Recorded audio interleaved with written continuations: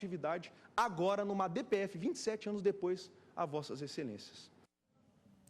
A Procuradoria-Geral Eleitoral pediu ao Tribunal Superior Eleitoral a perda de mandato de 13 deputados, segundo o Ministério Público, por infidelidade partidária. Nas ações protocoladas no TSE, a Procuradoria-Geral Eleitoral afirma que os 13 políticos não comprovaram que as desfiliações ocorreram por incorporação ou fusão do partido, criação de uma nova legenda, mudança ou desvio reiterado de programa partidário ou grave discriminação pessoal. A PGE argumenta que o mandato pertence ao partido e não ao candidato.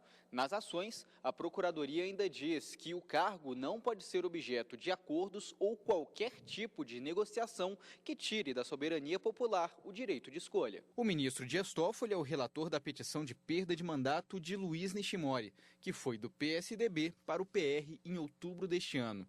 O ministro Gilmar Mendes recebeu a relatoria de 3 processos: de José Humberto, que trocou o PHS pelo PSD, de Walter Feldman, que saiu do PSDB para o PSB, e de Paulo Henrique Lustosa, que foi do PMDB para o PP.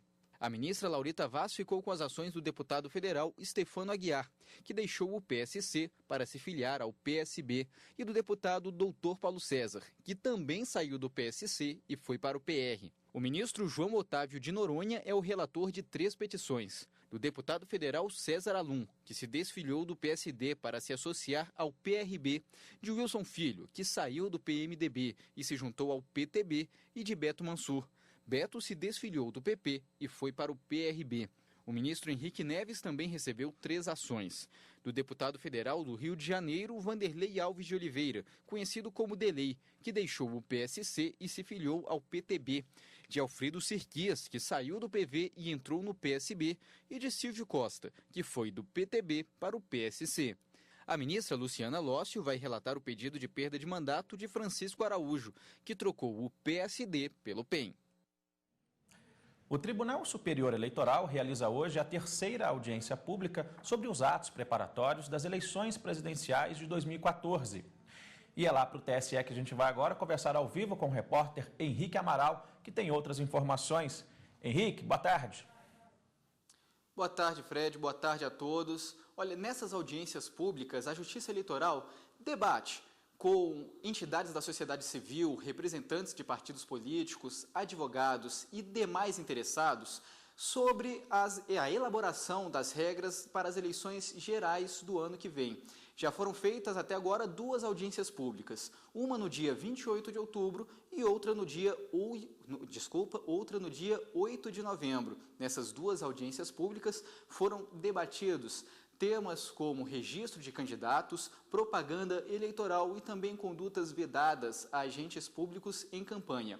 Hoje vão ser discutidos assuntos como cerimônia de assinatura digital, modelos de etiquetas, lacres e envelopes a serem usados no pleito do ano que vem e também fiscalização e votação paralela. Quem vai coordenar o debate é o ministro Dias Toffoli. Ele também é o relator das instruções e vai elaborar o texto final com essas instruções para as eleições do ano que vem. Esse texto final deve ser aprovado